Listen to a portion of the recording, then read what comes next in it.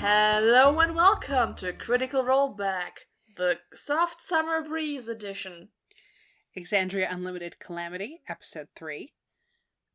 Not Bitterness and Dread, that's episode 2. I didn't change the fucking title, but our title is The Consequences of Our Actions. Whoopsie! Oh boy. Oh boy! Oh, this one is.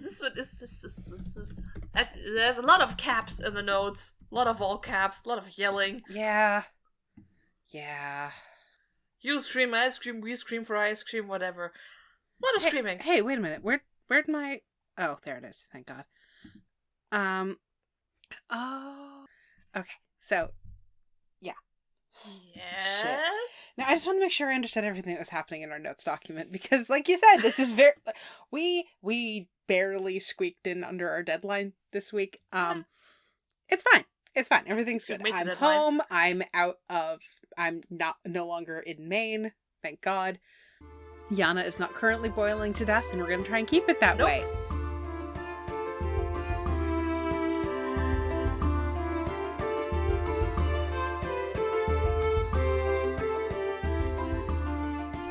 Hello, this is Future Lily with your content warnings for Exandria Unlimited Blood and Shadow, which aired on June 9th of 2022. Are you enjoying the radio announcer voice? Because it's not going to last. It is currently June 21st of 2023, and this episode contains a general content warning for this discussion of the impending and present apocalypse, mind and memory magic, extensive, some passing self-harm and body horror in what's happening with the Canalth, and an extremely fast mention of both childbirth and child death. Thank you for listening, and we're going to get back to the show.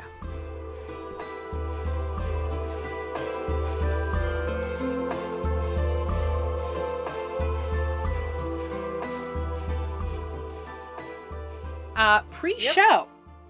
Brennen has stopped throwing to Marisha. Yeah, they don't have anything to announce. They're on a break or something. Yeah. Brennen opens the show with the synopsis of the last time, and by taunting the players about how much longer Avalier will remain in the sky. Which we do have a set time frame for. Yeah, dawn. Everyone is... I mean, that's not that set, but depending on where they are, they're pretty much far up in the north, right? What season is it? Who knows? Yeah. They will know when dawn is. Might be at 4 a.m., honestly. Everyone is very nervous, except for Brennen. Abria says, "My brain and my butthole are in hell right now," and I feel like that was worth mentioning. Yes, but also, honey, you ain't seen nothing yet. Outfits have taken a bit of a dip from last time, which I can understand. If I knew I was coming in to do a bunch of combat right off the bat, I would dress comfortably. And probably not in leather jackets on a stage. Probably not in leather jackets on a stage. That is bad. What we didn't add here is that I really, really enjoyed Marisha's outfit with, like, the neatest and tidiest bun I have ever seen. Yes. It made my ballerina heart happy. Someone who is not actively in ballet, yes.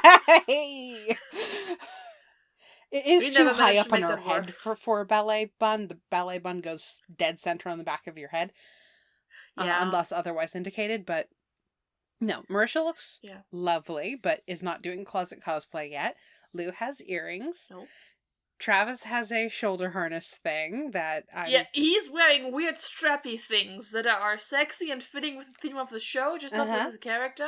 So he could use this to hang weapons on. Yeah, he could be doing that. They look like holsters, yes. Yeah. Just the long ones. They could also be suspenders.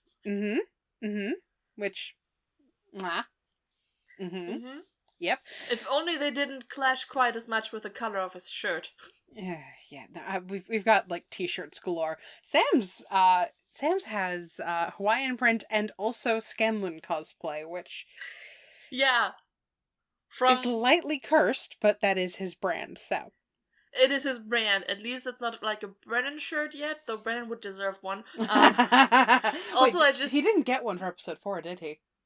I don't remember. I don't think so. We'll find out. He should have. He should have. He does get Brennen into the episode in a very specific way, which we will talk about when we get there.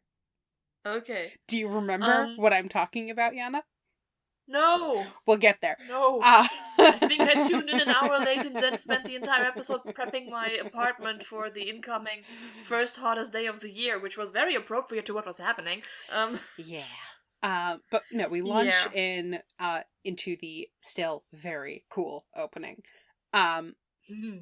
Which we do find out, that room and all the stained glass and the doors and all that kind of indicates the design of the arboreal calyx, which I really like is just a thematic thing. Yeah, it indicates that, but I don't think it's like a one-on-one replication, because I really don't see them putting like a Raven Queen window into that. Not even close. Nope. But the doors closing in the ruins, specifically, and the evocation of that idea, which I think, I like that better than a strict 1-to-1. Yeah, and first of all, thematically appropriate stained glass is always is always the best choice. Just, and also the one they end on, the one of Avalier in the sky, that I think is described as being one-on-one in the arboreal calyx, right? Sorry, say that sentence again. I got, 2 words very muddled. Okay, first of all, thematically appropriate stained glass is always the right design choice. Yes, I heard that part. And second of all, I think the stained glass window they end on with Avalier in the sky is one-on-one of one of the windows described in the It might calyx, be, and we right? might see it in a battle map later. Oh. That might be an episode 4 thing where we see more of those designs, and we'll keep an eye out for it. Right, but there's also we had a battle there this episode, but no map for that. There's also a lovely little marble overlay that has been on all these episodes and is becoming really visibly quite cracked at this point, and has been cracking further for the past 3 episodes, and it's lovely. Which brings us to the episode and the party making chicken noises at Brennen during the intro. Appropriate. This is not also, quick note on the summary. This is going to be fairly in-depth, but we are not CR stats, and we are not going to be covering a play-by-play. You know this by now. This we are going to be yelling about the combat a lot, about the cool moments, but the nitty-gritty of it, the counting stuff, not us. Yeah. We're talking about roleplay, lore, and things that just fuck. So, yep, that is a very good summary. We come back to Lucretia Hollow's ambush and the battle map. Sarah spots some additional figures on the roof and communicates their presence to the party. Lucretia starts evil monologuing about, "Why are you here?" And Laren plays along, both telling her you get 1 in terms of spells, and saying she's doing her job and checking on the helmswoman and the landing of the city. Xerxes draws his sword. Lucretia calls for Magister Friend, who says Helmswoman Row is quote-unquote indisposed. Sarah spots that Milas has to maneuver to get through the door and concludes that he is under an illusion spell. Whereas Sam concludes he has back pain. Sarah flies up and Lucretia calls the Knalthy to her, a word everyone has forgotten. Nidus attacks Milas' friend, causing him to drop his concentration and reveal his true horned devil form. Hasted Spell Knights rush in, and Lucretia tells them to keep the blood of the Masters chosen. He lives. Wonder what that is about. So they attack Sarah and Loquacious instead, and Laren throws her arcane ward over her ex-husband to stop him from taking the first hit. But is immediately upstaged by Xerxes taking even more damage for him. As the combat continues, Xerxes faces off against a corrupted warrior of Avalier, who, when Xerxes nearly kills him, asks him, "Brother, why?" Xerxes has flashes of understanding of Infernal, although no deeper comprehension yet. And Arrhenius flies into the battlefield and attacks Xerxes, fails entirely because of the protection from good and evil on him, and says, "It is beautiful." A pair of mages team up to extract the location of Wespin Chloris' tools from Sareth's head. As the Calamity rush in with their shadowy spiritual weapons, Laren decides that she's had enough of all of this and flips gravity. Like you do. Meanwhile, Xerxes receives notice that there is an attack on the labyrinth, and Laren hears that several arcane batteries have failed, and the Calyx is requesting 30% of the city's energy, which she demands they use stop gaps to prevent it getting. The party considers running to deal with the batteries, but concludes that they have to deal with what's here and trust the city's defenses. Xerxes addresses the Arañas in Infernal, telling her that this was not the deal, which the party notes. Then he attacks the Horned Demon and gets the first, "How do you want to do this?" He hears someone he does not recognize proudly call his name. The Arañas then stabs him and flies away with her bloodied weapon, and when Xerxes slashes at her, tells him her name is Zartaza and that it will be an honor to serve him. Laren drops the gravity spell and takes Loquacious with her to protect the battery.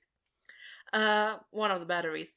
Nidus searches the mind of one of the mages for information and gets ready to leave. Sarah checks on Akami Row and finds her dead and the helm shattered. Lucretia then reappears, and Paisha puts her in a magic hamster ball and hotboxes her with her own circle of death. Nidus kills the surrendering mages, and we go to break. Only one punishment from Mutiny. We're going to talk about that later. Oh yeah. Break! And we come back to the labyrinth and the crystal engine, where Laren and Loquacious finish off the Calamity attacking the nearby battery. Across the city, one battery goes down. Thanks, Marisha. Loquacious and Laren talk, and he says he's worried about her being vilified, while she is sure she is making the city better. Laren doesn't want to claim, she wants to do her work. And when Callum calls her and tells her about the destroyed battery, defaced and primordial, she tells him to short the Godoshari tithe to make up what she needs. Loquacious tries to get her to shift the blame out, despite her previous claim. Laren replies that history will remember her. Loquacious starts to send off messages. It's not the first time he has lied to protect Laren. Everyone checks in, and Nidus makes sure he can still see the stars. While he and Paisha search the dead mage's memories, Seret asks Xerxes about speaking Infernal. Nidus tells everyone about the prophecy, and Seret notices that he only hopes, desperately, that it is false. They also discuss Evandrin's fate, and Paisha suggests that Evandrin might not be dead, and she turns out to be right. We learn that they tried and failed to resurrect Evandrin, and that Xerxes asked her to take his memories of the failure. The party makes its way to the labyrinth to discuss, and Laren secretly slips Loquacious ether that she gathered by counterspelling Lucretia earlier, because if he can't make it, then her work does not matter. Before the party reconvenes, Callum tells Laren that the words on the battery were the names of the Titan Emperor and Empress. Then the party gathers, and Xerxes casts Zone of Truth. Nidus, Xerxes, and Seret all voluntarily fail, and Paisha fails, but Laren and Loquacious both successfully resist. When Xerxes confronts Laren, Nidus cuts in, and Xerxes relents. Paisha restores Xerxes' memory. The spell failed because Evandrin never died, and the voice in Xerxes' head was his husband's. Laren explains how Evandrin volunteered to test Laren's experiment, and shares her theory that the tree caused it to fail. Paisha opens up the mage's memory for them to search. I feel like I accidentally started repeating myself at some point in this, but that's fine. We learn that Micah Cormorant engineered the lack of leadership in the Porters Guild and was the person bringing in the Calamity. There is an oncoming attack going on, or currently going on, in Cathmoira, and Asmodeus is not the only betrayer god with plans in motion. In a memory, Lucretia Hollow hints that Paisha has been manipulating Nidus, and when Nidus asks about it, Paisha explains that she had to frame the Sorcerer's Academy as being beneficial to Avlir. They then view a final memory of Lucretia insisting that they have to stop the landing, and Seret realizes that the truth is that the landing is what Asmodeus' people want. Seret realizes, too, that Laren's plan risks killing the entire city, and he leaves because there have been some, quote, some incredibly selfish decisions, end quote, and he is going to take care of his family. I think the actual quote is some incredibly selfish choices. Might be, not sure. The rest of the party enters the Calyx. The Tree of Names catches things that move between planes. While the party violently disagrees about what to do about the tree, Sareth finds his colleague who was killed trying to protect Vespin's tools from theft, and takes the 2 runes of recall he left for Sareth's children, key to take them to their mother. Tasha learns that the Tree of Names casts a protective spell over the ley lines, but Laren casts light on the tree, and Xerxes sees a vengeance scream, not like this, I think. Mm-hmm. He does. Don't edit the text while I'm reading it. I just bumped something up. That's fine. Yes, and it gets in the way, and sorry, the lines move. Just for future scream, reference. not like this, just before Vespin and Asmodeus start to step into Exandria. You want me to say that too, or do we finish on that? No, we're good. Okay. Yeah, so, Hachi-machi. that's a lot. There's a lot. That's a lot. Have you had a chance to look at the structure I applied here? The, magic, the dragon, the dramatic bitches, Yeah. The Thorny Situation for the entire tree clock thing. at the tree. Which should be our last point, yeah. Oh. Do we want I don't know, I think appreciating Brennen for the entire thing could also be the last point. Good point. We'll come to that at the end. So that's a 3-second overview of what we'll be doing this episode. Which brings us first to just sexy high-level magic combat. Yes. You get a counterspell, and you get a counterspell, and you get to counterspell a counterspell! Which I believe is your point. Everyone! The paladin counterspells! Oh, okay, this is actually, you know that thing where like someone casts a counterspell in Critical Role and then someone goes, what's sexier than wizards? Nothing? Bitch, a particularly determined paladin. Literally every other magic class that gets to cast counterspell, which is kind of all of them. My thought is you get to judge, if we're talking about how sexy a given class is, then you have to talk about what it can do without feats, and that is unique to it. Mm-hmm. So if you want to talk about wizards being sexy because of their spell books, you can do that. If you're really horny for books, but warlocks get one too, sometimes? Sometimes, that's true, although a less robust one. Yeah, but you're still kind of tied to a book. The spell books, they're going to lose out to the sorcerer's dragon wings. Most things are going to lose out to a sorcerer's dragon wings. So, yeah. Like, pretty much the only thing that I would argue is sexier than a sorcerer's dragon wings is an actual dragon? Being a paladin, yeah, that, but also being a paladin and critting. With all the smites and everything in it. I play paladins. I love playing paladins for a reason, and this episode... Fun. This episode is a really, really good example for why I love playing paladins. I mean, the idea of paladins being so incredibly devoted to, like, a thing that they get magic about it is just, oh, that's very good. Yeah, but not because they're devoted in a different way from clerics, who... Yes. Wisdom is still kind of a mental stat, while charisma is just conviction. Charisma is force of personality. Yeah. You don't necessarily, because if it were conviction, then it wouldn't be a deception thing. You don't necessarily believe what you're telling people is a lie. That's kind of the whole point. I mean, you kind of have to be good at projecting that you are not lying to be deceptive, right? Yes. So, like, but that's more of a force of personality than actual personal strength of conviction. But yeah, no, paladins are big sexy. I also really like Nidus's bard subclass. He got a College of Swords, which is very swashbuckly, and I believe I've seen it referred to as selfish, which makes it very, very character rich.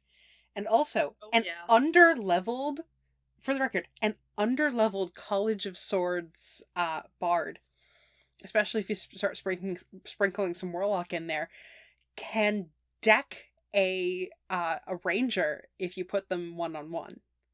Could probably deck a fighter. College of Swords bards are really good duelists. I love them. I actually did test this. There was a flirty sparring match in our D&D game, and I used a very terrible my beloved Bardlock NPC, and I kicked our ranger's entire ass. I wasn't, and like, he's 2 or 3 levels behind. 2. But, yeah, no, it was very fun. I used, I think, 2 spell slots in the entire thing. No, 1 spell slot and a cantrip.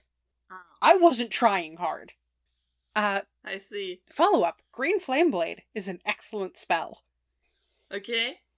I just really like it. Back to Paladins, the Guardian Presence is very sexy.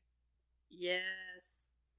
Yes. Every single ability that lets you take damage for someone else is pure fealty and therefore very sexy.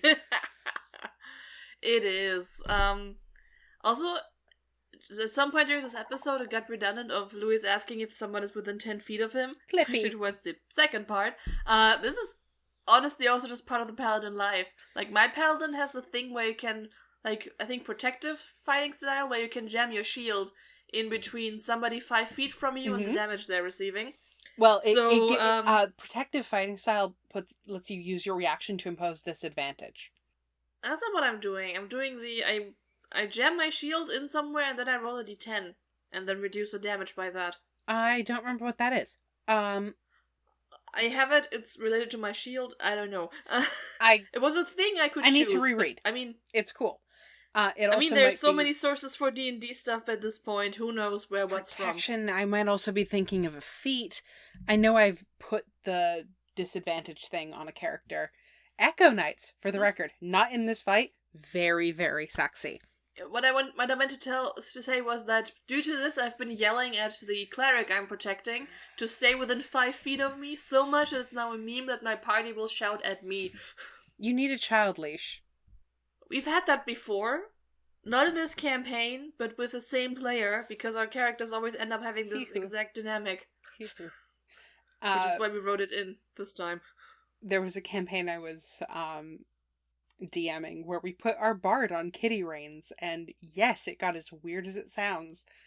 But more topically, I love reverse gravity. God, yeah. I don't really think about that spell much, but the way it was used here, wow. I mean, I do think, because we're both sorcerer fans, and I have a thing I would like a sorcerer I have to get to do, and she hasn't gotten to do it yet, so I'm not going to say it, because I know Belle's never going to listen to this, but I don't want spoilers.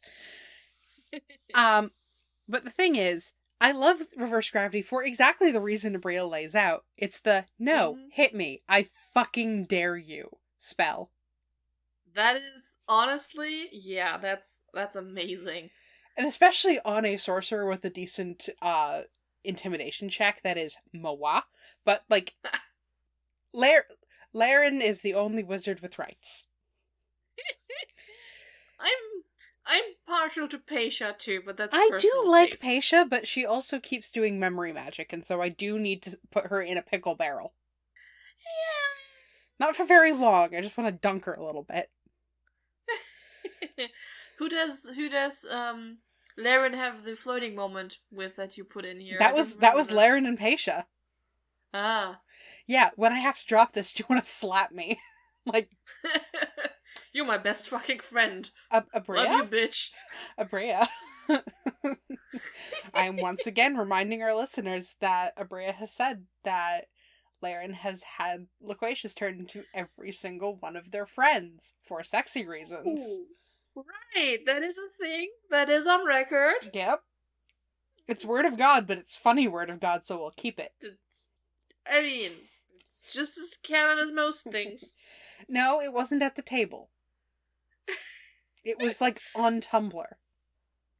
I'm pretty sure it was on one of the recorded things. It might have been, but it wasn't actually at the table, and therefore it is word of God. Whatever. I get so fed up with, like, well, this is canon because they said over here, and I'm like, did it happen at the table? Well, no. Then shut up. We already talked about the Nat 20 smite, I think, but I do appreciate Travis being, like, voicing everyone's thing about, like, and all their clothes fell off.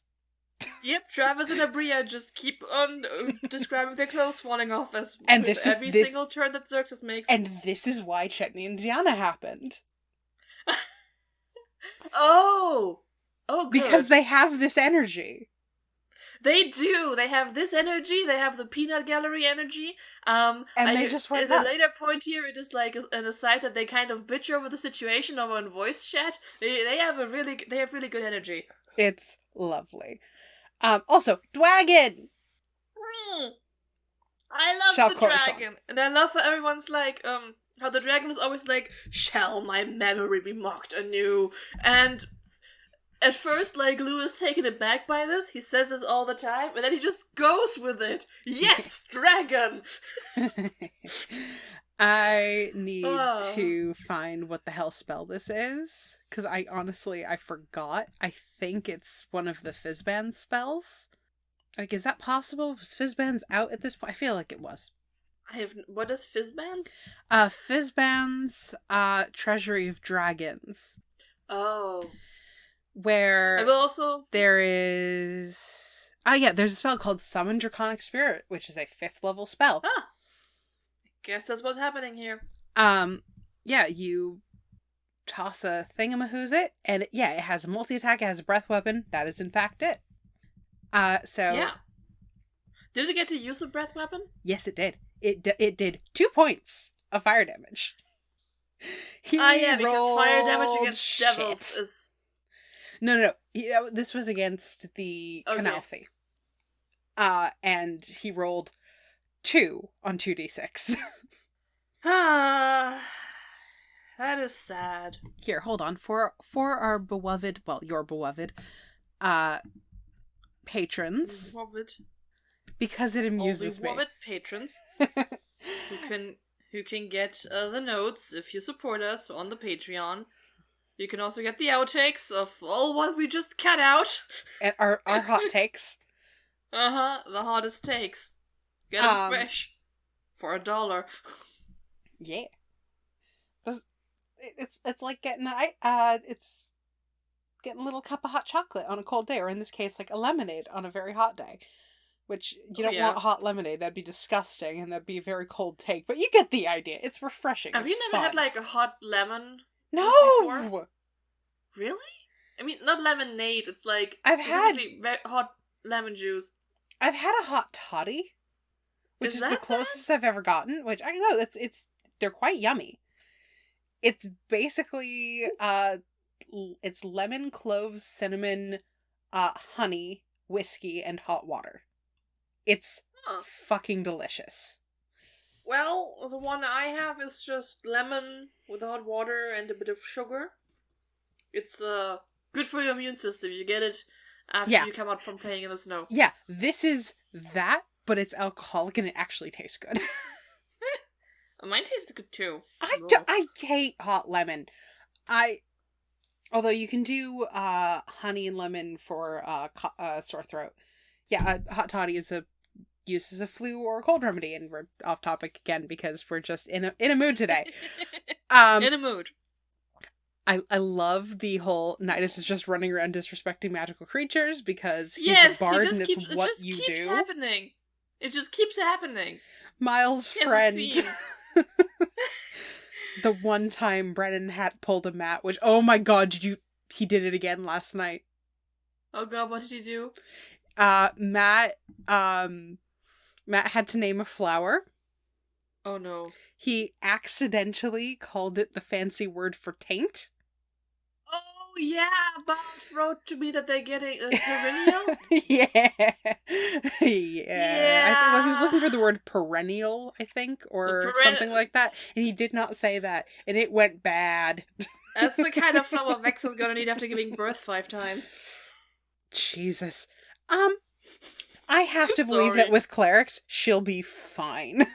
Yes. Okay. Yes. Adding a content warning to this fucking episode. Very off color, not even joke about the nastier aspects of childbirth. Sorry, it came to me. Yeah, moving on. God. We love the dragon. We birthed the dragon. I also love like the teacher's pet energy that happens with Paisha and Laren when they're like talking about the Master's Chosen. They're like, "Who's the Master's Chosen? I want to be the Master's Chosen." And then Louis is like, "Can't be me." We'll get to that. We will get to that. I put that in later. The Paladin Neil Trader, like him. Again, we're gonna get to. I have a whole heading for like more of the roleplay stuff. Yeah, the roleplay stuff is something we're gonna get into. Boy, oh boy, rogues are nasty. I love that the streets do magic damage. Moba, why does this take you back to criminal law? Okay, okay, so in like the second semester, you learn about qualifications or like add-ons to a base crime. This is the way I'm going to describe it. So, Criminal Code 223 is causing bodily harm. So, punching someone in the face, basically, or any other variation thereof. And then there's 2024, which adds, like, a stronger punishment if you did that with another person, by using a weapon, by using some very dangerous means, by making somebody ingest something, and another thing I have forgotten that is not relevant to this anecdote. And inevitably, there's going to be a debate about if you take a cobblestone and slam it into someone, that's using a weapon. If you take someone's face and slam it into cobblestone, that's not using a weapon. Which... Okay. And I have some sympathy for this. People disagree with that ruling. I mean, first of all, the face doesn't care whether it gets slammed into the cobblestone or the cobblestone into the face. And second of all, you are weaponizing the cobblestone or the door frame or whatever else, though you are not moving it with your hand, and that's the differentiation there. Is there a bit of this where, like, if you were to, say, punch someone and you were intending to just punch them, but they happen to spin around and smack their face into a door? Different one. I mean, that's still bodily harm. If they smack their face into the door and happen to die from that somehow, that's like, I think 226. Yes. But do you think the distinction in the law is to account for things like that? No. Interesting. Okay, cool. That one would be about intent. This one is about a weapon is something you have in your hand and use. Okay, fair enough. Because otherwise, and that was the argument, otherwise dunking someone's head into the ocean would be using a weapon, which I understand why that spiritually feels wrong, but I don't disagree in that. Like, hey, weaponizing the ocean. It does create the ability to drown, bitch. In this case, though, Evelyn, you're so magic. The fact that the streets deals weapon damage that is magical is like, wow. I also feel like part of the reason for this happening is that, like, Brennen did not want to turn this into a slug. True, yes. Which I really appreciate. We will come back to this later. I just saw the point about the growing sword, and I was really trying to ignore that. Because I am trying to keep this, like, PG-13 plus a couple extra F-bombs. We have the explicit tag on. You can say whatever you want. But, like... Yeah, okay. Yeah. His sword does rise to the occasion. That's a thing that happens. I don't know if the little snap and point just made it into the recording. I hope it did. For our listeners, I just did the double finger guns click point thing. Because I am a parody of myself and also bisexual. In terms of other, like, mechanically very fun things, again, rogues are fucking nasty. I love the Psychic Lance spell. It's very fun. It's a really cool way to knock a demon out of the air. Devil. Yep. They get pissy about that kind of thing. Arañas are fun, and I like that they didn't use her as, like, I'm going to stay and make this even sloggier. It's like, no, she has a mission. She gets in, she gets the blood, she gets out. She's here for a point. Mwah. She is here for a reason. Everyone is here for a reason. That's also something we discovered throughout this combat. That there's a whole lot of moving parts. Yes. And this combat happens for a reason. And not just because we haven't had combat in 2 episodes. the detect thoughts bit. That was beautiful.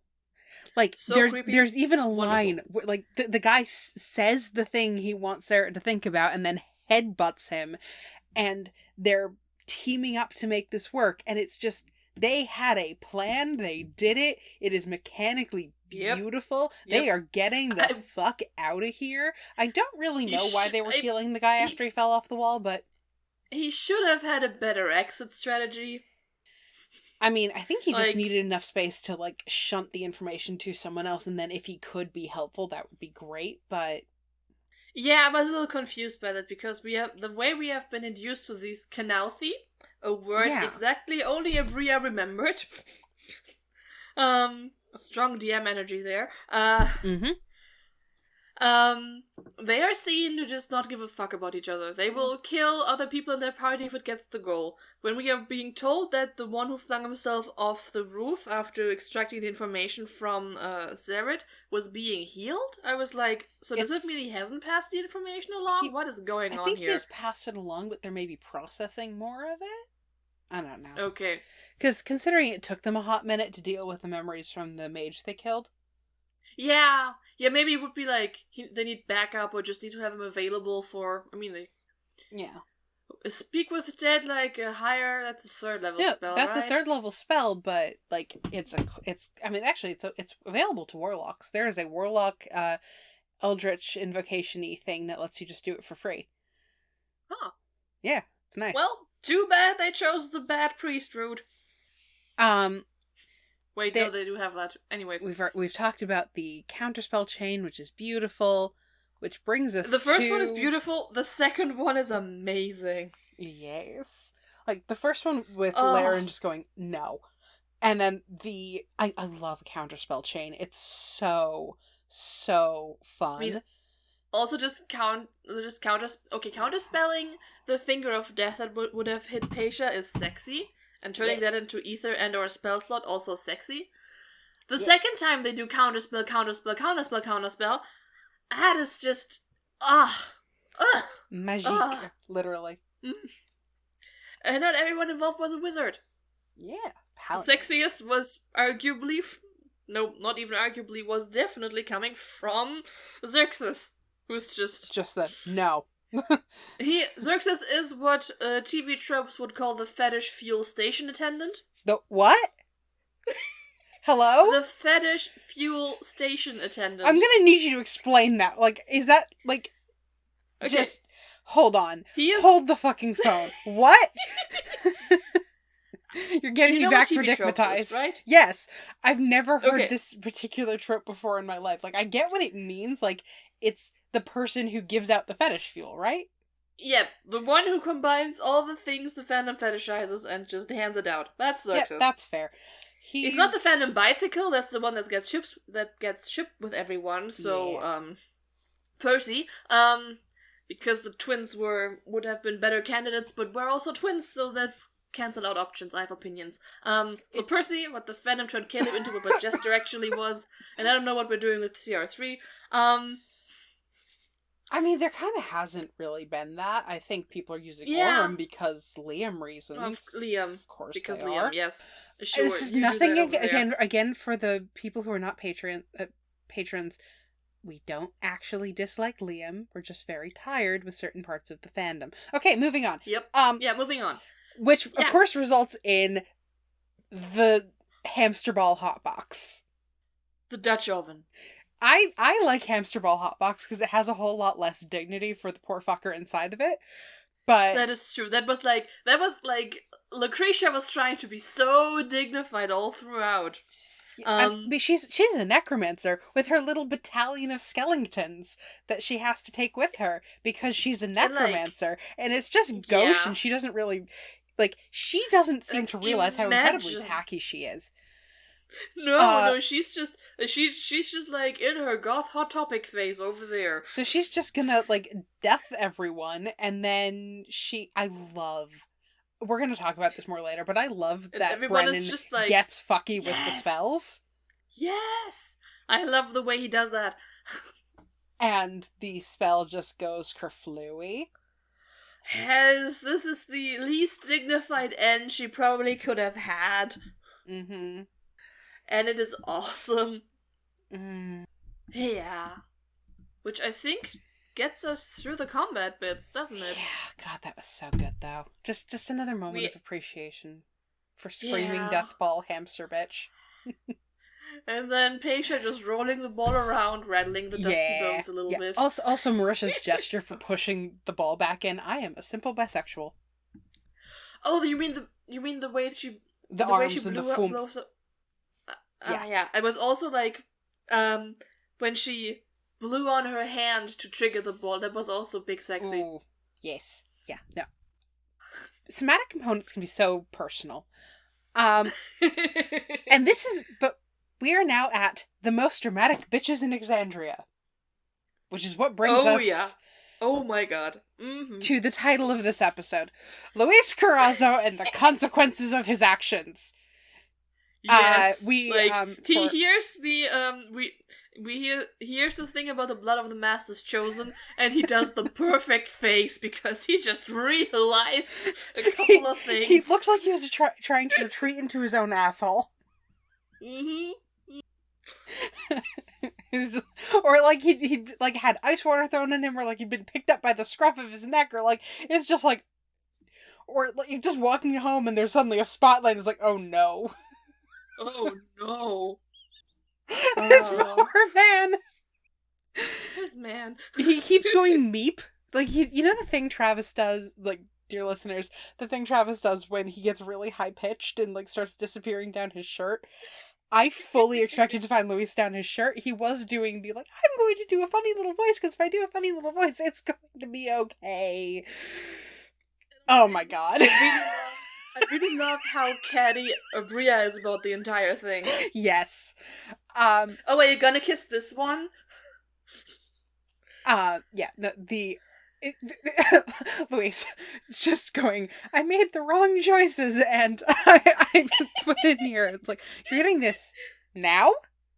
You're getting this now? Did it just occur to you? What the fuck? Like, also, Abria said, why don't you try to kiss this one? We're gonna talk about the face he makes at the beginning of the next episode. He had no right to be that surprised.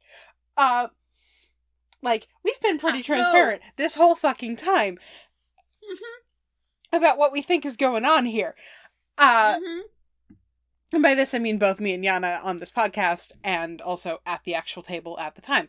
I also think that, like, you put, it's like, I'm really quite pleased. Like, hey, are you enjoying the new word you learned because of the infernal? It is useful. It is useful. We have a point that we kind of skimmed past to resort it, that Jana put in, that is digmatized into learning another language. Yep, when the dick is so good it suddenly makes you speak infernal. Which, I mean, actually, I would read that fanfic. That's a whole other way of listening with your heart to low language. Assuming it was written by someone who actually knows what they're doing, which is a big assumption, but that would be fun. And, like, we know it wasn't the first dream that Xerxes had. Oh my god. Look, I'm just saying, all those dreams have also just been sleeper language classes, so he understands what's going on? I mean, it would make some sense. He also seems like the guy who would just shove that all the way away and not think about it. Yep. I mean, he also seems like the guy who maybe should have learned this language in the first place, and thank you, Brennen, for finding a way to just sort of yes and the fact that everyone's a ding-dong and did not take Infernal. Why would you not take Infernal? Like, what the fuck? I mean, it makes a certain amount of sense, like, to have... I always world build what languages I used where, when, how, and why. Yeah.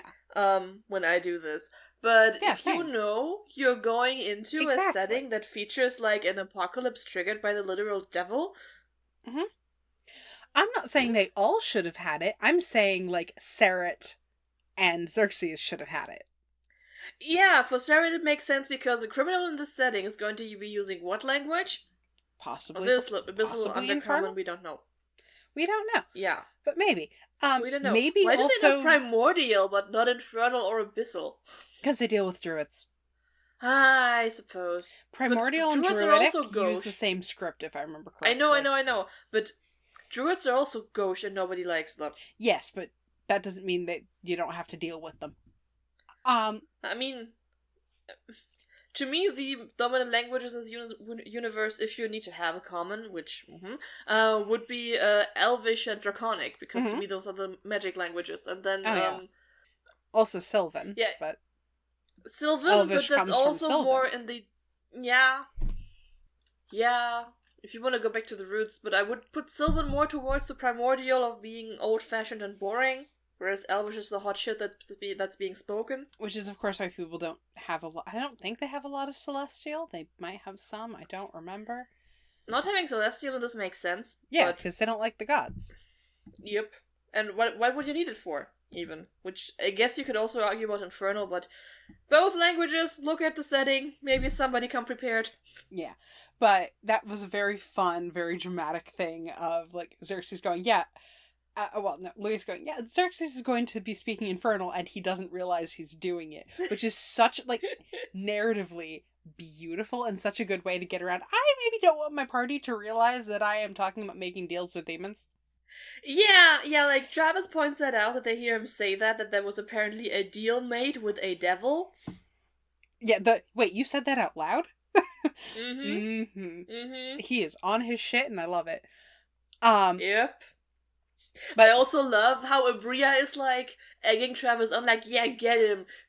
Partially probably to deflect Sarah from focusing on her. Yeah, if Sarah and Paladin take each other out, then she'll be fine. Yep.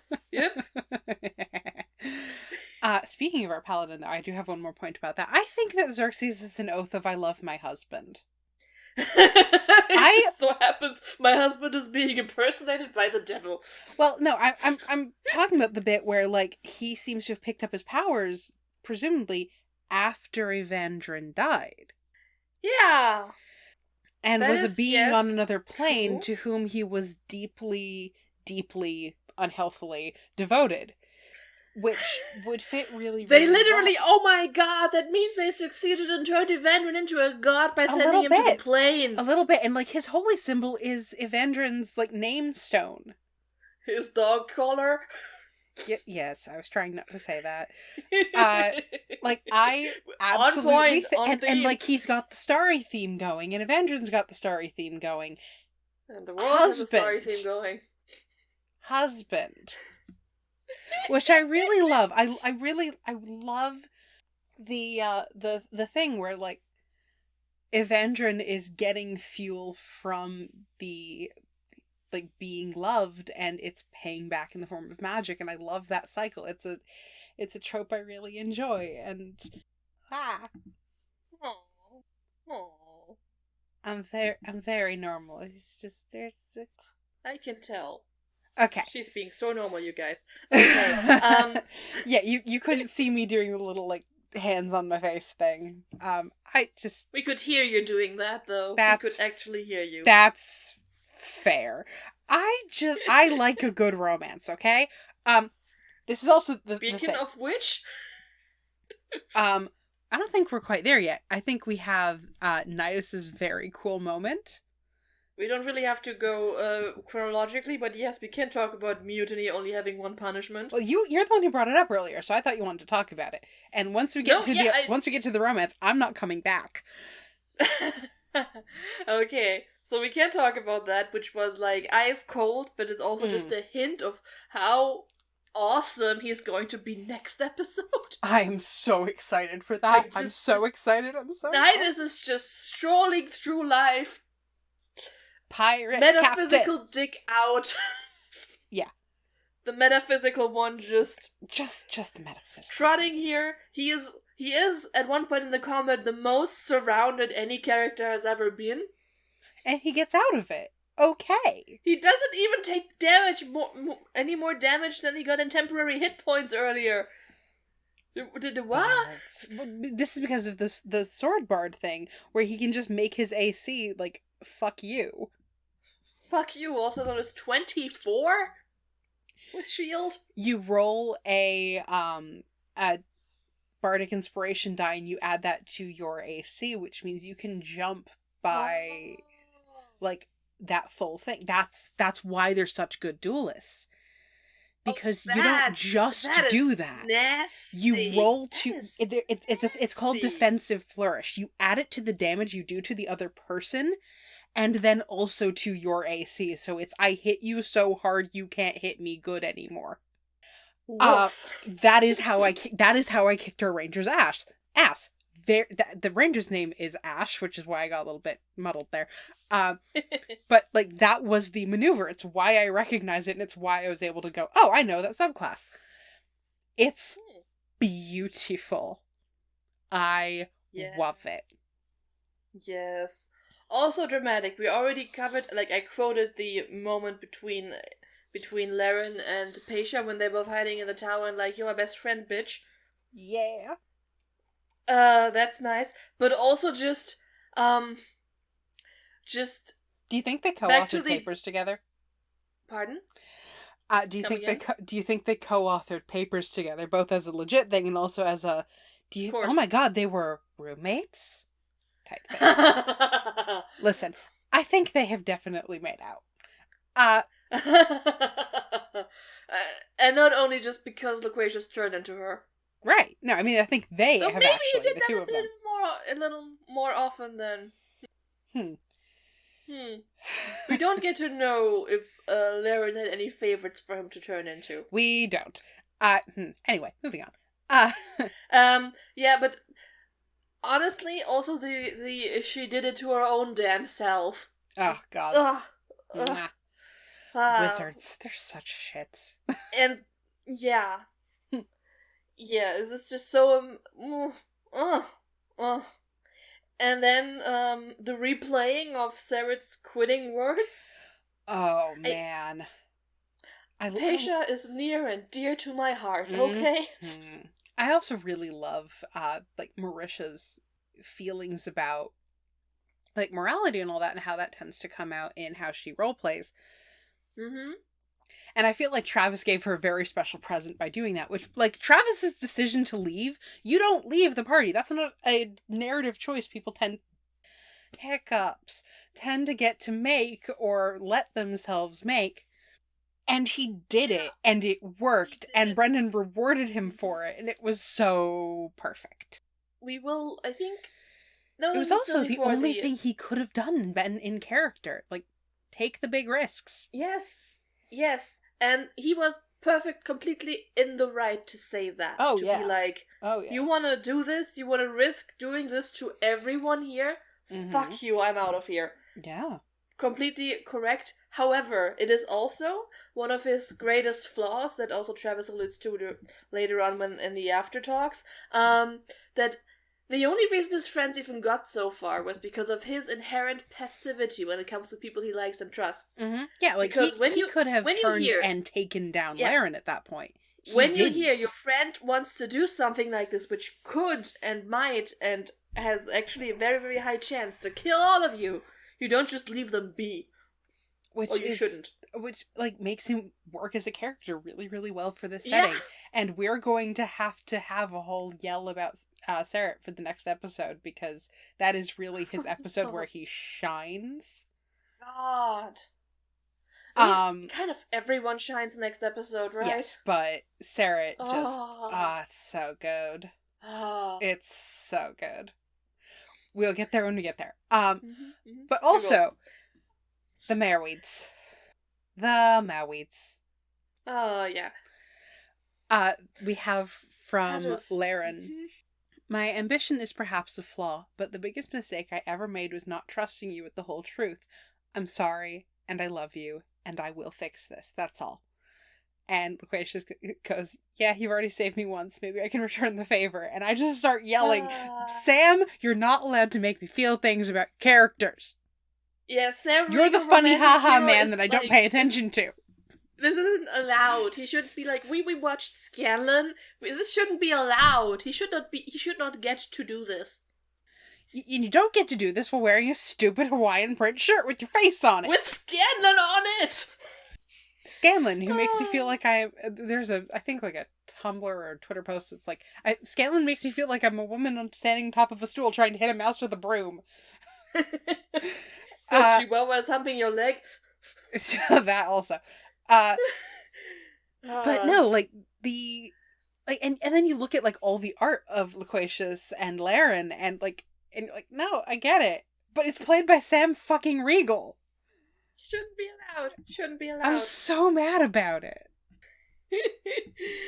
I mean, yeah, no. I mean, it also just makes me mad for seeing that Sam can actually do this, and the fact that he hasn't done it when he had more time for it previously is like... We're not going to talk about that, because I think I might break my microphone. I really do not like the last 15 episodes of Campaign 1 that much. No. Where's the other bit? Do we want to move the bit that Brennen said about the divorcees up here, or do we want to leave it for our final section? I have it in the Brennen part, but I'm good leaving it there. I'm good leaving it there. Yeah, because arguably Brennen Brennen is the one who just puts, like, the cherry, like, who seals the deal, who is the reason we are all yelling about this. Yes, and we will get to that in a minute. We need to talk about a certain piece of plant matter. Yes, because would you call this Sarah quits, perhaps once Sarah quits, everyone else moves on with the plot and gets themselves into a thorny situation. Yeah, I was gonna do a bad pun about it. That was better. So Blight is so fucking sexy. It's also very stupid, and I'm going to put her in a hamster ball. Just jump to the end there, okay. Well, okay, here's the thing. She opens with, I want to cast Blight on the tree, but that's probably a bad idea. Oh, you think? That's why I said the thing. Also, they kind of say that Evandrin's sweat smelled like these blossoms when he was dying, and that I'm not entirely sure whether that means he smelled sweetly or these blossoms reek. He smelled sweet. He was just arguably creepier, yes. Yeah, I think the whole point is that he's supposed to have... It's not, oh, these flowers smell like a dying man sweating. It's like he's having a powerful sense memory of his husband dying. Yeah. Which is oh, God. Okay, before Sarah left, they kind of worked out that what is going on here is that the other side wants them to land the city, so they can trigger, well, the literal apocalypse, but we don't really know that much yet. Oh, right. Another thing we skipped in that is that the Emperor of Fire was apparently called Raushan, which... Do you think Raishan named herself in, like, tribute to that? She wouldn't have picked a fire elemental, and she would never name herself in tribute to anything ever. I mean, she did hang out with a fire Ashari who are sort of in the area. Yeah, but she had her name before that. Well, probably. She had her name when that one priestess of Melora prokerdang everything. Oh yeah, wrecked her entire shit. Yoo. Melora also sort of present here, but not. I just found it funny. Also, like that the Gao Drashari was treated as like some sort of reveal. I mean, yeah, we knew, but also it was nice having that laid out for those of us who couldn't catch up. Not me, but I'm sure someone. I was like, Gru Drashari. Yeah, I know what's going on here. Oh, they're guarding things. They're guarding elemental things. You don't say. Where were we? We were describing the pickle of a situation they're tree. in. Because after Sarah quits, they all go check out the tree. Xerxes wants his husband back. Yep, he wants his husband back, but he also maybe doesn't want the world to end and is like a little conflicted here. He's everyone's friend. Everyone's within 10 feet of him. He's not taking sides in this magical slap fight. Which might be part of the problem.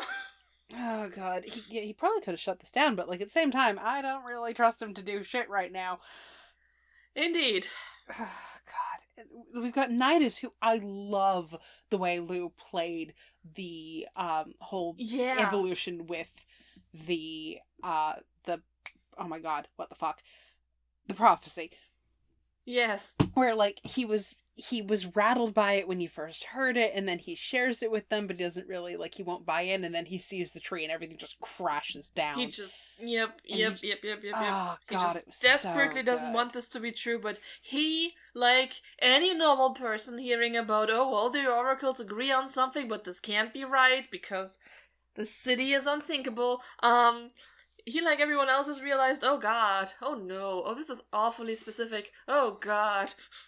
Yeah. And then we have Laren, who wants the tree gone because it's been fucking with her magic, and she also wants to get Evandrin out of there.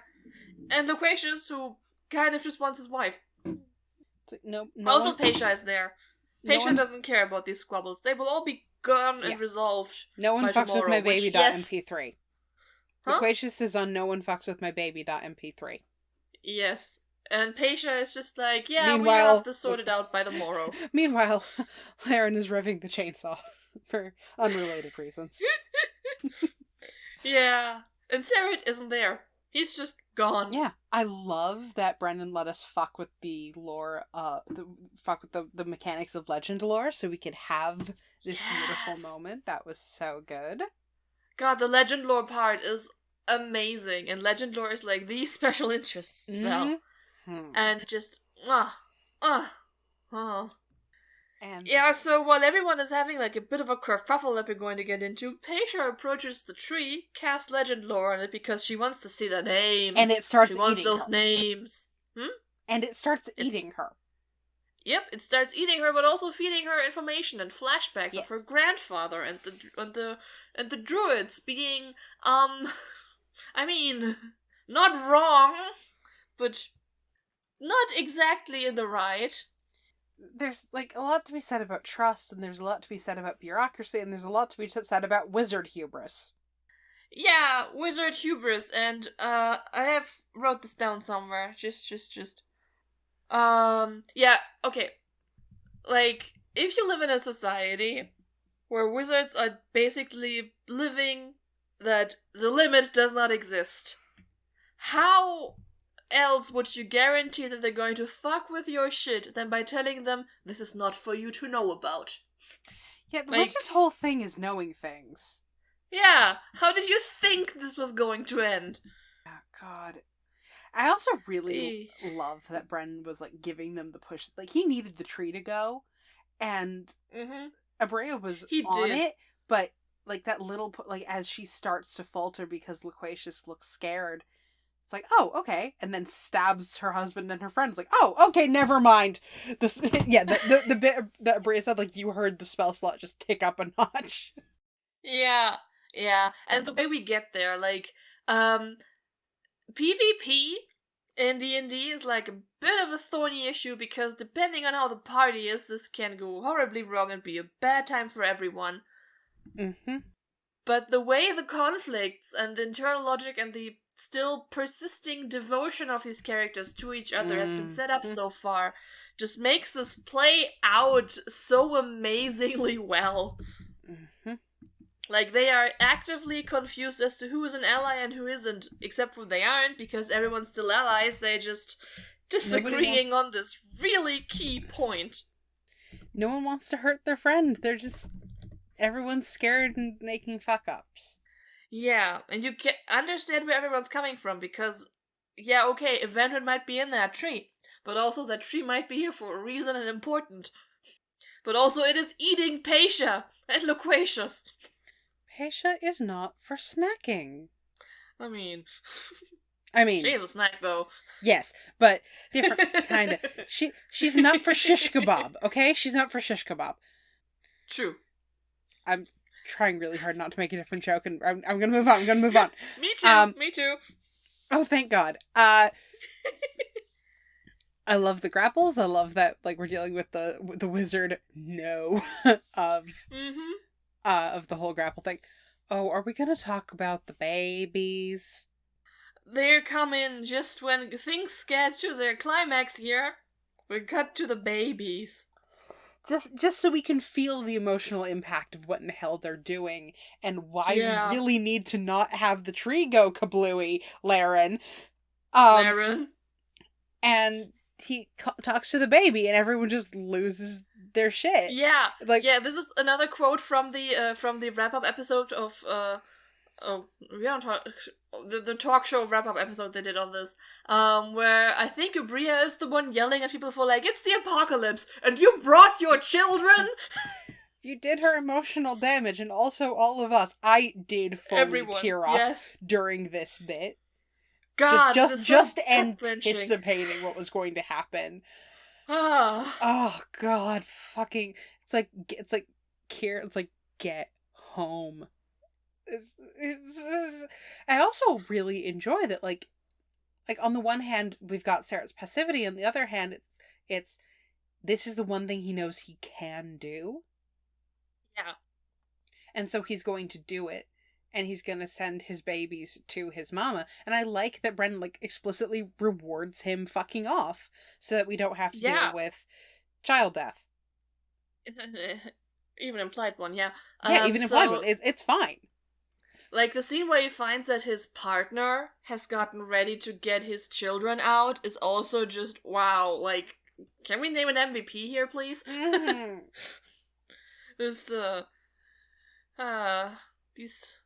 These emojis don't work with serifs, but I know the one you're talking about. I know you can see it in the notes. Yeah. You're here with me. Yeah. It's just gonna cry. Just gonna cry for a bit. And we are going to, like, also just, we go from the intensity, and the intensity of the PvP situation is like, it goes just by so quickly, and bam, bam, bam, bam, bam, and Brennen is hyping it all up. Suddenly Maya's drinking alcohol. Yes.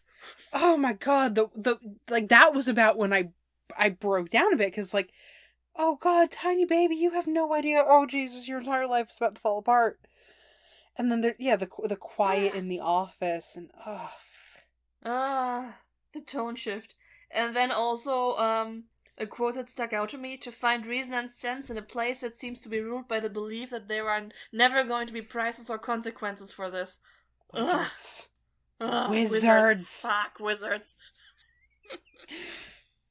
But again, the druids are to blame here too. They could have just stuck to their no. Yeah, it would have been a whole... Or given some more clear instructions. Or even say, this tree casts a protective spell. Don't elaborate. No, it is for protection. Yeah, it's like, we're going to stick a random ass fucking tree here. Don't touch it. Oh my God. But, Jana? Yeah? You know how I was yelling about Milton? There's a fucking tree that they're not supposed to touch. I mean, that's just biblical. Yeah. Like, technically, Pesha full on went. Jana, I was today years old. I was today years old. When you made the connection between tree, apple, tree, snake, Eve? Yeah.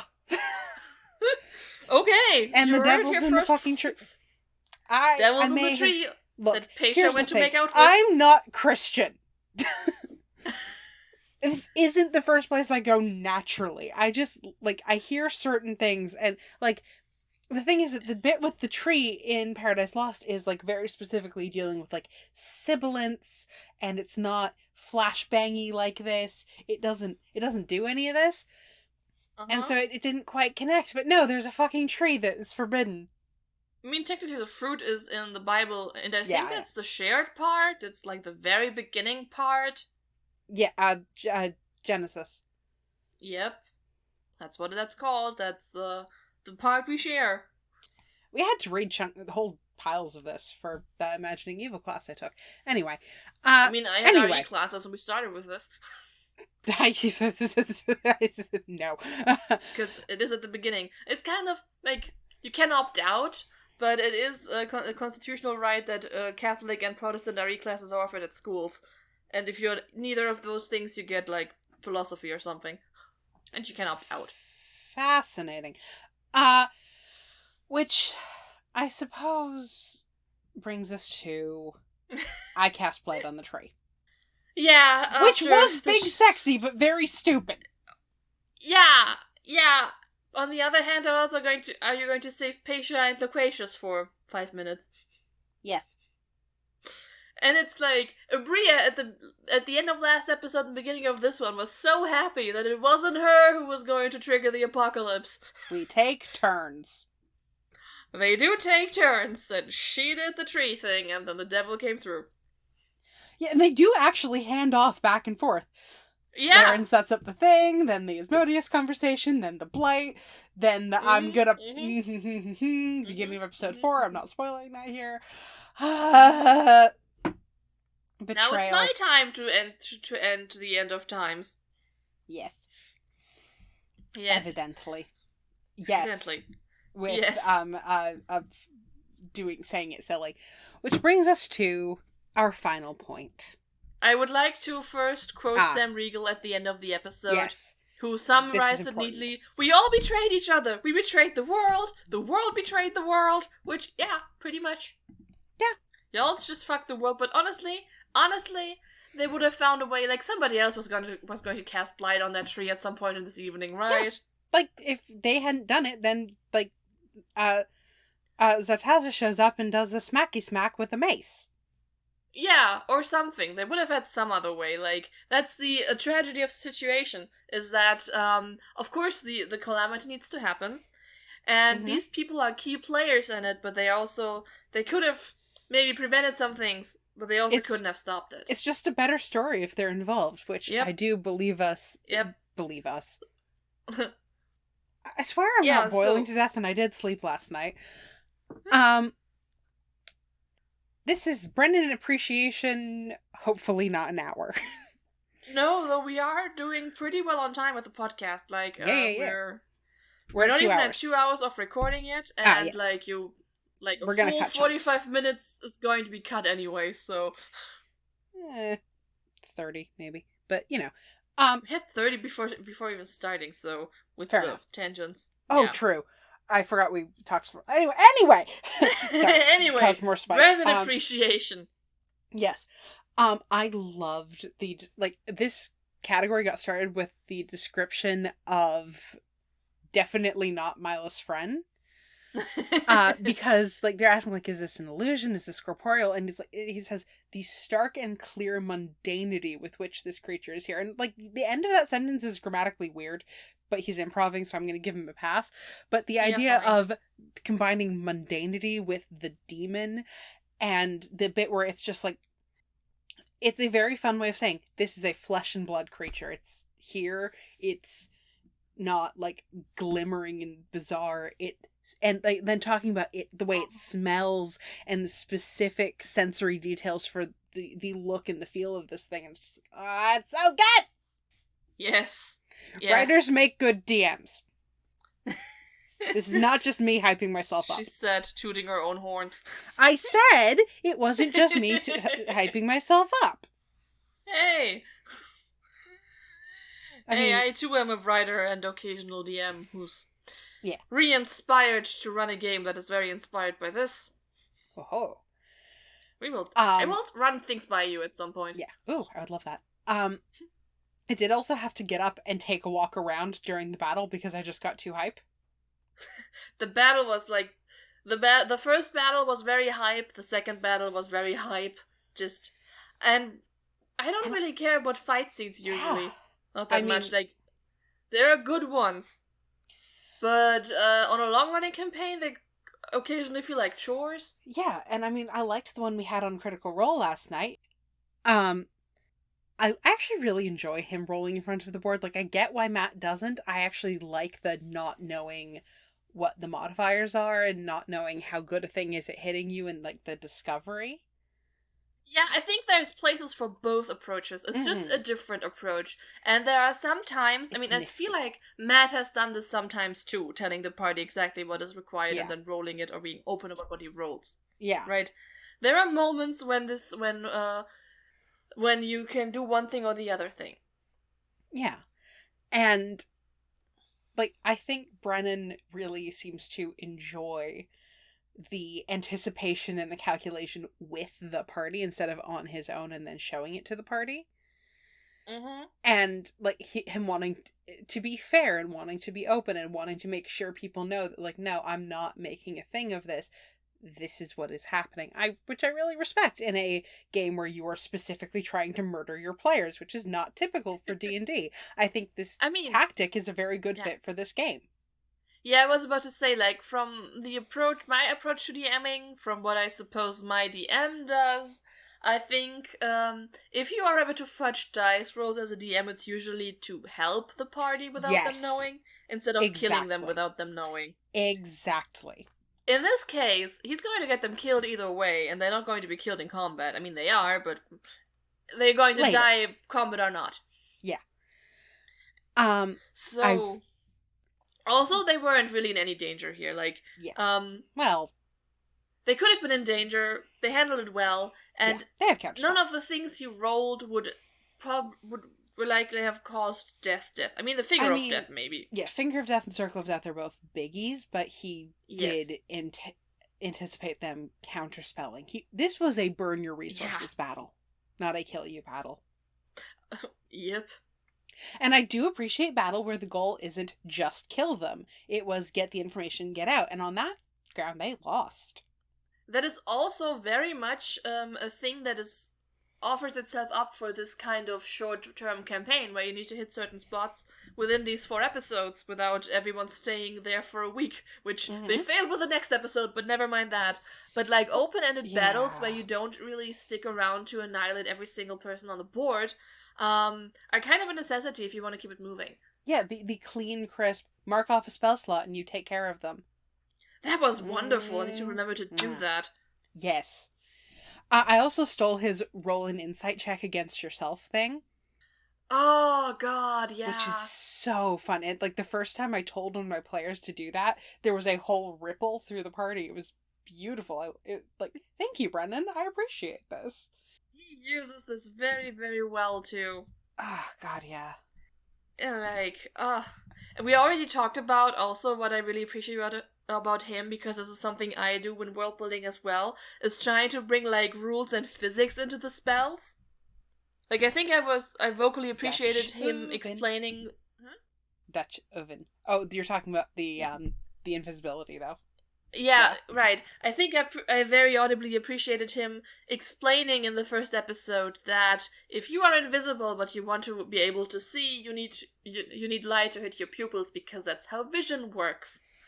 The second part to this is that theoretically then you could have an invisible character render themselves truly completely impossible to see by closing their eyes.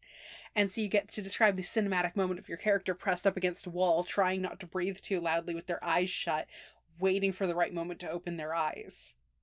You may use this, I may use this. We get to say this where Belle can't hear it, so it's not spoilers.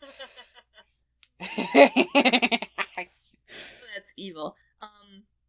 Yeah, but also just I completely agree, like with this Dutch oven ruling too. Mm-hmm. This is just also a really good way to mop up the fight. It is, and it's a perfect way to it's like a perfect storm faster clock out of these 2 spells in combination, because Odaluk's Resilient Sphere is made for containing shit, right? Yeah. It is resilient. It is it's near impossible to get out of. And I like that you rewarded her specific creativity. Yes. And on the other hand, if you treat magic as like a tangible force in the universe and not just as like a thing that you press a button and then do, which is game mechanics, it makes all the sense that this immense necrotic energy, well, like what level spell was that? 7?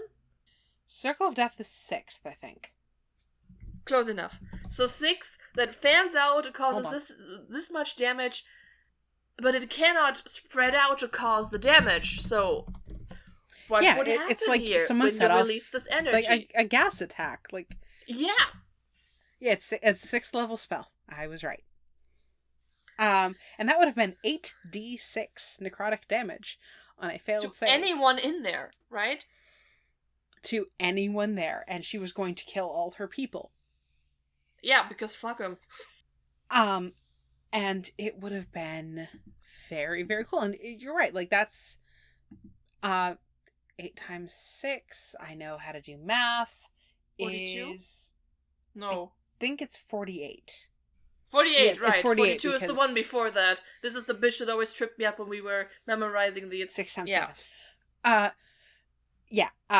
So this is an average of about 24 to 26-ish points of... Because there's always something weird about the dice that I get thrown off. Points of damage, which honestly isn't that bad for level 14 characters. But it's an AoE spell. Like, it's hefty, and it's going to hit basically all of them, but it's not the end of the world.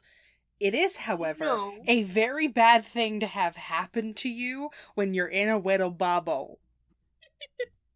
Yeah. I think technically if you used rules as written, that probably just shouldn't happen, but this also, like, the entire setting treats magic as, like, something that is so alive, that something you see with the cobblestone dealing magical weapon damage to the devils. Actually, and rules as written, this makes perfect sense. It does? The spell description says, a sphere of negative energy ripples out in a 60-foot radius sphere from a point within range. Okay. She'd cast it centered on herself. So do you think this would have caused damage to her if she hadn't been in the sphere? I think he might have presumably, like, caused a little bubble of safe. But the way the spell is written, that does not... Right, it says it doesn't radiate from you like thunder wave, I think, does. I also give it, like, a 5-foot safety bubble for the caster, because I think it's sexier that way. Yes, but rules as written doesn't necessarily state that. Rules as written, it does not have a safety bubble. If you would have thrown it anywhere else, it would have been the entire circle. It is a sphere, not a circle. Which is, a whole thing.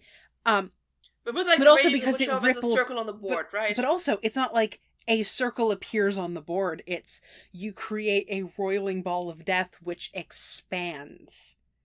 Which means it starts concentrated and then goes kablooey, right? Right. Except for it went kablooey and then couldn't expand. Mm-hmm. And so, like, physics, like, if you apply physics to this, that sounds like exactly what this is. This is like the putting, like, holding the thing shut around the grenade and everything goes kaploo. And, like, it's so good. I love it. Yeah, but I have actually used the spell in my party, is the thing. That's why I remember this. Yeah, but also I could see most DMs being like, well, if you're stuck in there, you just can't cast this. Well, if she tried to move the point of origin out away from herself, she wouldn't have been able to. I think there's a thing. Hold on.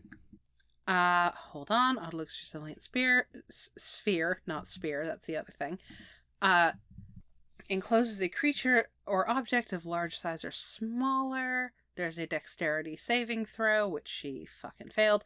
Nothing, not physical object, energy, or other spell effects, can pass through the barrier in or out, though a creature in the sphere can breathe there. Wow. Is there no, like, saving throw or anything? There's a dexterity saving throw. And once you're in there? You're fucked. Just no save ever again. You need a disintegrate spell. Neat. Is this concentration? Yes. Okay, so you hopefully have a buddy to break concentration. Yes. But this is why when they put the demon in the sphere in campaign 1, not demon, Ifriti, it's a elemental. It was such a perfect thing because he just couldn't do shit. So it's not super clear whether she could have pointed out a different spot, chose that spot as the point of origin, and had things go kaplooey, and then had her safety bubble. But I don't know if it has to jump from her hand to the point, because if it has to do that, then the sphere would stop it. Otherwise, that is in fact the perfect thing roll into the bring. Sphere being cast outside of the bulb, she would have been fine. Yes, exactly. It's just very fun. And I really enjoyed the way he ruled this and the speed at which he ruled this, and like he just like, we're gonna do this because it's fun. Yeah.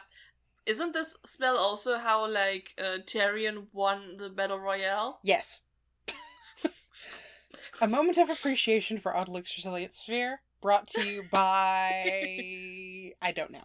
We're not... Brought to you by our patrons. Join them. Oh, yeah, sure. Uh, This moment was sponsored by our patrons. Alright, so... Which brings us to the other end of the Brennen spectrum, which is when he says things that just make me want to tear all my hair out and cry. Like, the way he plays children, just... Yeah. On the turn of a dime, now we're in a completely different scene, and the child is having fun. I'm having emotional damage. Such as... making me get invested in a Sam Riegel romance. I think this quote is also part of the reason we are here right now. Yeah. I remember yelling at you about that because you're the only person I know who would get this quote. Yeah. There was a gift set and everything. Fuck. There are a lot of stories in Exandria of mortals who stumbled their way into the Feywild and fell in love with an enchanted fairy that they met there. But there's one story of a fairy who stumbled into this world and fell in love. Like, the whole fucking table just dies. I have a screenshot here. Like, it's Yeah. just everyone just, like, makes distressed noises and turns away. Emotional damage! That's gonna look really funny on the sound form. Hold on. What? I just wanted to see what that sound form looked like. For the stupid noise I just made. Yeah. Looks like laughter. It does, but like a little bit more wobbly. Also. Yes. You know how I was yelling about the prophecy and how much I love it? I finally made sense. I think I might have made sense of the stars are leaving us line. Uh-huh. Okay, so there's another option that popped into my head. 1, the stars are leaving us. Someone is trying to take us to another plane of existence. Yeah. Option 2, dawn comes up, the stars are hidden. Option 3, Xerxes. Mr. Star Theme over here. Mr. Star Theme, who gets his Star Theme stuff out of here. Yeah, and who is, like, kind of fucking up, and, like, there's a crisis of faith, and he's gonna get, yoinked by the devil. And yoinked, and yoinked, and yoinked, and yoinked. Only some of those were sexual. That depends entirely on your view on these things. We're gonna have to have a conversation about what constitutes risk-aware consensual kink. Anyway. But also, if you were the devil, would you respect someone's safe word? That's an entirely separate thing. I don't know why I put the confession scene. Wait, lawful. Oh. I think a lawful entity would respect your safe word. Interesting. Confession, God. yes? You can make so many of my subs have unionized jokes about the hells. God damn it. No, the lawful evil part is to not let them unionize. Union breakers are evil. Heard it here first. Yes. Support strikes. Support unions. Don't cross picket lines. God, no. And please read strike descriptions carefully so that you actually know what constitutes crossing a picket line. Like, don't just take the word off Twitter. Go read the and stuff actually yourself. Keep up with when people tell you there's a boycott or not. Mm-hmm. Anyway. And it's not a waiver when they fulfill your conditions. Thank you. Yeah, thank you. The confession scene thing I put under Brennen because he is navigating them through an incredibly delicate scene. With, like, you've had your memory fucked with. God, yeah, which that is... you decided. And I don't know if Luis knew that and he was acting, or if this was a thing that he was just trusting his table mates with, and this was all just done super well, and there was, like, lines and veils. Mm-hmm. But there was so much tenderness to the way this whole scene was handled. Yes. And his descriptions of what the memories were, where it didn't loop into torture porn. It was No, it did not. This wasn't capitulation, it was actual torture. Emotional torture. Which I think... which I did actually put further down. But as a thing. Yeah, but the way Luis... This man does torment it very well. Yes, he does. Both in the sexy and the not sexy kind. Go watch LA by Night. Oh boy. He plays this, like, kind of broody, Of course he's broody. jaded, not Also entirely not. jaded, but, like, just honestly kind of fucked up revolutionary. And it's very fun. This reminds me of a point I put into the notes somewhere, like, when he starts speaking Infernal. A way you could have played this off was, like, his friends kind of should know that he has a bit of a special interest in the Betrayer gods, right? Yeah. So, his might just be his version of being a weeaboo. Like, you pick up some of the language. Oh, no. You pick up some of the language and just throw around phrases to sound like you know what you're doing. Like, I could say so many Japanese things right now, which I won't because it's fucking cringe. But I could! I got interested in translation when I started watching C-dramas, and now my mom teases me about times where I go, hold on, that's not what they just said. So we're clear, I don't speak Mandarin. Uh-huh. I know like 3 words that I can read, and I cannot say them, and I can barely understand them when people are like, other people are saying it. Words. Huh? I can read 2 words in Mandarin, and I can say hi, I can say moon, and I think I can say thank you. Yeah. It's just a thing that happens. Language acquisition is honestly, like, if you get started, you can keep going. You watch a whole lot of anime, you will have heard most words in the Japanese language that just won't make any sense to you. And this is the weirdest thing when people are starting a conversation next to you, and you know you've heard all of these words before, but still have no idea what's going on. God. So all of this is to say, this was a good episode and I liked it. And Brennen is a good DM, and you should watch Dimension 20. You, the audience. I know you're busy, Anna. Yeah, I am busy. I also will say that, like, the premises of most Dimension 20 shows haven't really spoken to me. This is also fair. I don't want to hear about sentient food. Right. Abria's wonderful. I can't deal with wanting to ship a chili pepper with anyone. It's... or a mango, or a fucking block of cheese. Yeah. I can't handle I watch Misfits and Magic. That sounds very cute, and I might have to, like, pop my head in.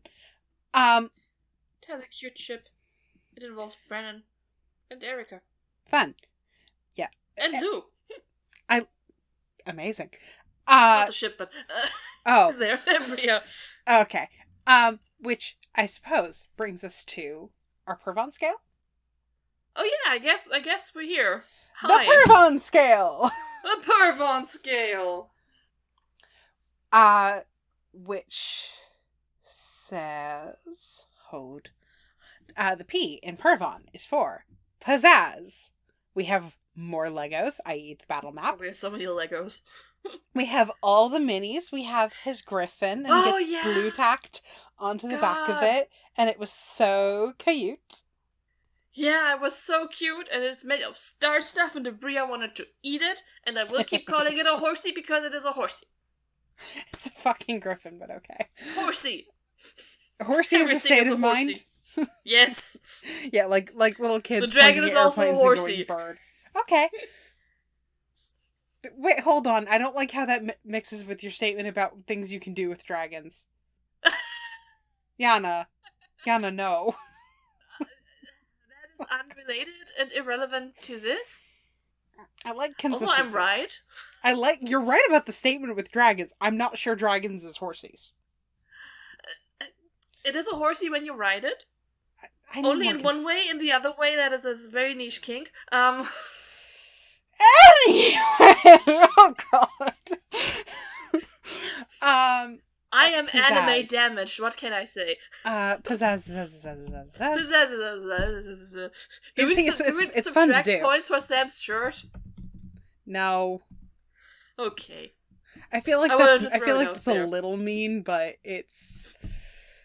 Okay. I think the actual battle pizzazz went up from last time, but the outfit pizzazz went down. So, like, same scores last time? Yeah, honestly. I'm good with Do you that. remember last time's score? I have the document open. It was a 3.5. Okay. Are we feeling a 3.5? Because we yeah. also have the fun cracking border, which... So you want to give it... Okay, you do it. Okay. I'm good with 3.5 if you are. Alright, yeah, I'm fine with that too. Okay. The U is for uncomfortableness. Oh yeah, that's where you put the points here. I put a note. I think they handled the grief and memory fucker with Xerxes really, really well. They didn't make it misery porn. They didn't flinch and annoy me. Mm-hmm. I think they handled it well. Like, his suffering was not like a blorbo thing. Yeah, I also think it was really nice that they made it specifically possible to avoid child death. That too. Also, I do like that for this they went really into the consent bits. Yes. Of like Pesha being very explicit about, no, you asked me to do this, you consented to this. This was an informed decision. Yep. Done at his insistence and for his benefit. And given back at his insistence and for his benefit. Yes. So which, on the other hand, we have the forceful extraction of memories from people in this episode. From Sarat and from the mage. Both of which happened, those were fast. Those were really fast. And honestly, it and just also opens up the... It opens up dead. Yeah, he is. Wasn't the mage dead before they yoinked his memories? Or no, that was his one of Nidus' memories were taken moves. before he died, but his memories were only like watched on a television screen after he was dead. Yes. Oh, and they also kind of addressed what we talked about last time on whether or not you leave like traces, and then the modifying stacks and the editing of memory stacks and stuff. You can apparently undo this. Yeah. So I am inclined to give them a +1. That feels fair. Because it's not like it was like a huge thing, and getting a positive score in uncomfortableness is fucking hard anyway. Yeah, that's just something we don't really do. Yeah. Yeah. The R in Purvan stands for role-playing realness. I'm going to read my first point verbatim because I feel like people need to hear this. Sam, stop being romantic. It's disconcerting. I don't know how to deal with it when Sam does things that I like in this department. It's weird. Yeah. No, Sam shouldn't be able to make me feel things. I've been down that road before and it was not pretty. Which one? I was really, into it said too much, but I appreciated Scanlan as a character until he ceased to be one. And that was never addressed. And I really wanted to be into Pikeland, but then that also was just like, oh, the hot potato was flown out of the window. Oh. Yeah. And there goes so many other hot potatoes because we have 15 episodes to get this wrapped up. Chop, chop, chop, go! 2 of these needed to be a dungeon crawl. Yes, why do you ask? I also really love Nidus and Xerxes' friendship and how that worked with the Zone of Truth. Yes. Oh god, yes, Nidus' entire speech about the ethics of the Zone of Truth, just mwah. Like, the whole thing, like, I understand that you are hurting, but don't do this. Can you put a half point on that for the Zone of Truth buff on uncomfortableness? Oh, yeah, I'm willing to look because back. Honestly, I feel like anytime you address the inherent creepiness of the spell is like, that's plus, you get that. Uncomfortableness is now a 1.5 for those paying attention. That's what we just renegotiated. Yep. I will also say that just the intensity of the final confrontation where you have everyone, like, this is why I listed up the motivations. Everyone just being so devoted to each other, but so intensely in character and making these unavoidable tragic decisions while Pesha is just there. Well, God. Sarah leaving. You do that. I have more important things to find out about, which is knowledge. And Sarah leaving, and the fucking kid. Oh. Yeah. Also, the characterization we got of Zartaza in like 3 lines. Yes. She's hot, she's dangerous, she's loyal. Like an Arrhenius should be. Yeah, just, yeah. Yeah. Love this. Yeah. We kind of have to give it a 5, right? Yeah, I'm good for a couple 5s in a row here, because I think that's going to be next episode, and Yep. Fine. I have no complaints. I have Nope. 0 complaints. So good. 0 complaints. 0 complaints. Just a lot of gushing. The V in Purvan Scale is for Fordbuilding. Wow, you really put some stink on that one. I'm doing variations on what constitutes a German accent. What can I say? Jesus Christ. I really, really enjoyed the History Channel we got here of like Brennen describing these conversations that they were happening in Pesha's visions of how this was set up, and you kind of completely get where the Druids are coming from, and you get like her grandfather who is like this happy idiot being like, there's stuff in this mountain? You don't say.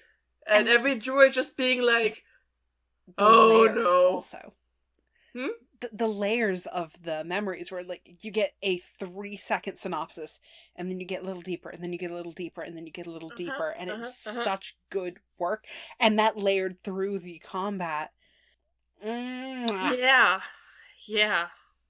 And this was like very, very active. This was very show don't tell, even though Brennen was still telling us things, but that's the nature of the beast. So good. So good. Also the way I really enjoy the implication of the memory extraction spells for just how this society works, in a way, because the whole, hey, think of your credit card number, detect thoughts. Oh, that's so fucked.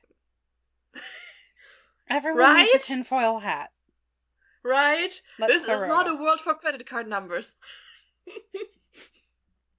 Imagine the shit you could do with that. Huh. Yikes. Yeah. Also what this would just mean for a legal system, which is also like a special interest of mine, magical legal systems with spells that make you tell the truth or see someone's thoughts. And the ethics around that. I can sink my teeth into this. I won't. This is not the place. It would be very cool, but no. Yeah, like we can talk about that another time actually, but on this podcast I think not right now. Yeah. I am good to give it, I don't think it's had as much world building as some of the last no, chunks. Of course not. As we've discussed last time, just by the nature of this thing, action's gonna go up, world building's gonna go down.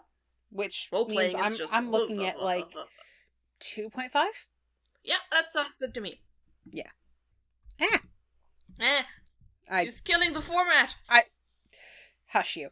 The A in Purvan stands for action.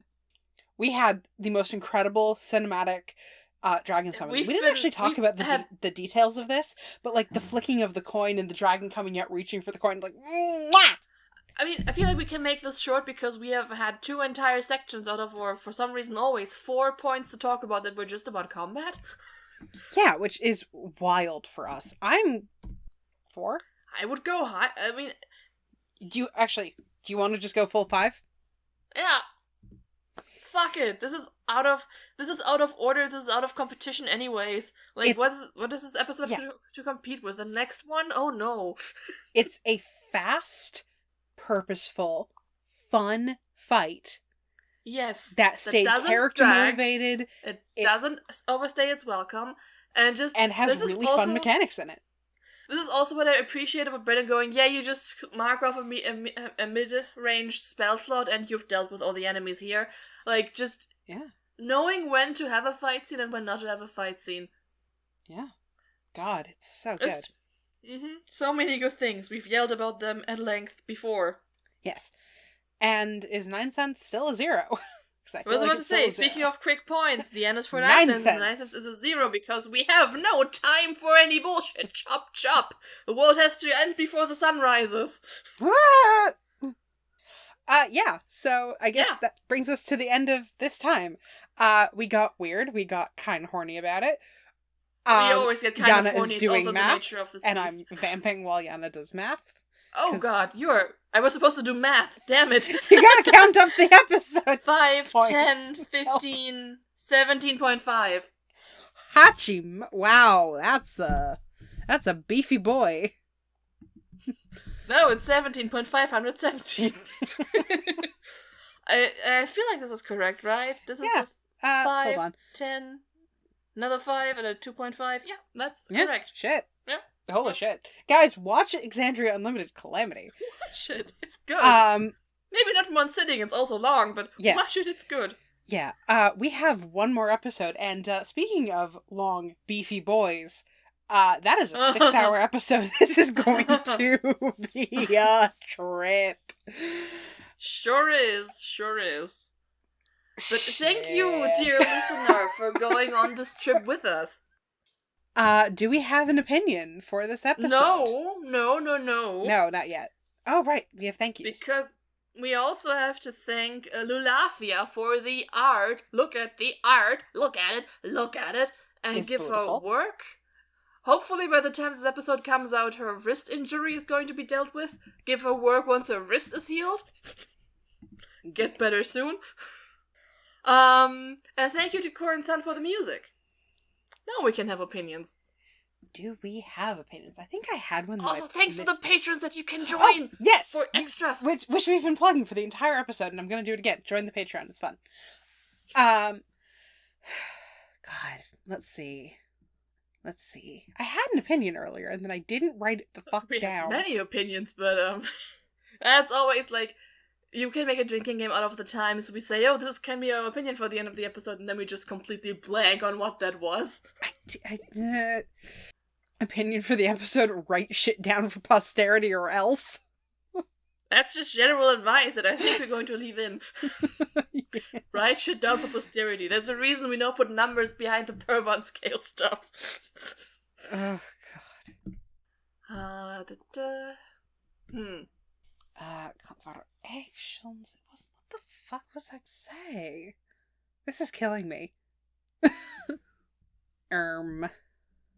ever need to learn a new language to find some really good dick? Yeah, let's go with that one. I mean, this dick was so good you didn't even have to see or directly interact with it, except for maybe cleaning it up a little bit to learn the language. So, quality. Hey. And on that incredibly safe for work note, which you could definitely listen to with your headphones out. I have to tick the box that says explicit content for every single episode, okay? And by God, we're going to earn it. We are adults talking about adult media featuring adult things. And I wouldn't even call dicks to be that much of an adult thing. Alright. Bye. Bye. Yes, goodbye. Bye.